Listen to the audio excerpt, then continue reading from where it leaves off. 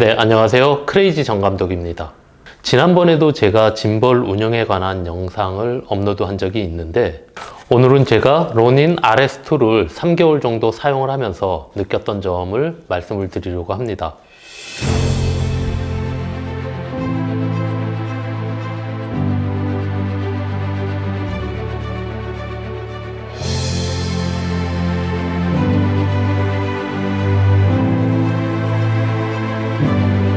로닌 RS2도 굉장히 기대가 많이 되었었지만은 로닌 RS2 콤보를 구매하면 따라오는 레이븐 아이와 포커스 모터에 대한 관심도 굉장히 많았습니다. 또한 기대도 굉장히 많이 했고요.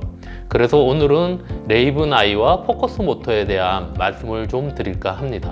제가 레이븐 아이를 사용을 하기 위해서 유튜브나 인터넷을 검색을 많이 해보니까 레이븐 아이에 대한 자세한 리뷰나 정보가 많이 없더라고요.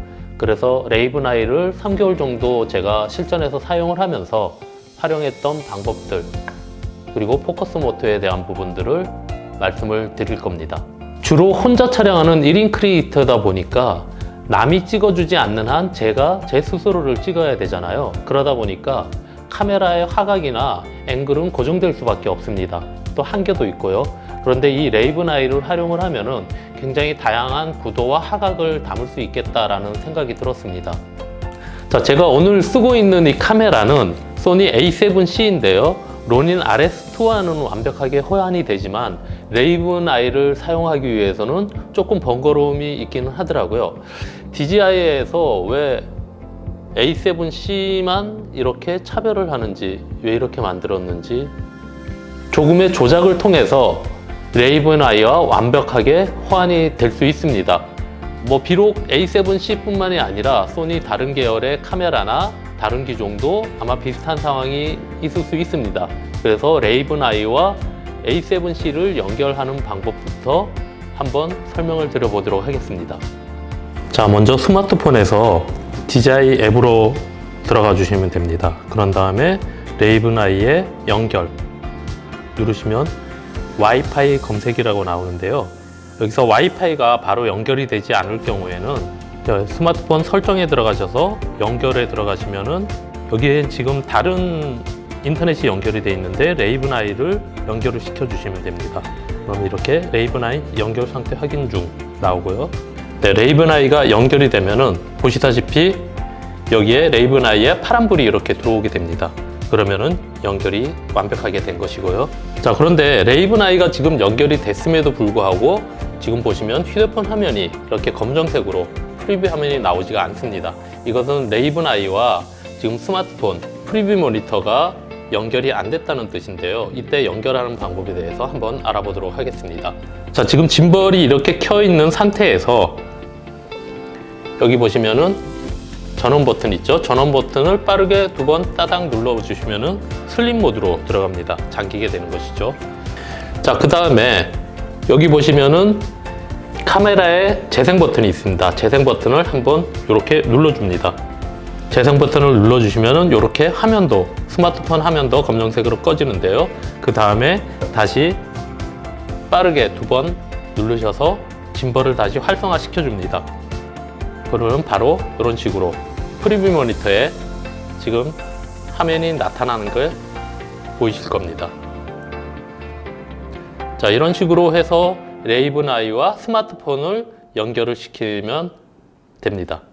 자, 그럼 레이븐 아이를 활용해서 포커스를 맞춰서 팔로우하는 장면을 한번 보겠습니다. 자, 지금 포커스를 맞췄고요. 제가 이렇게 걸어가면은 따라서 오게 됩니다.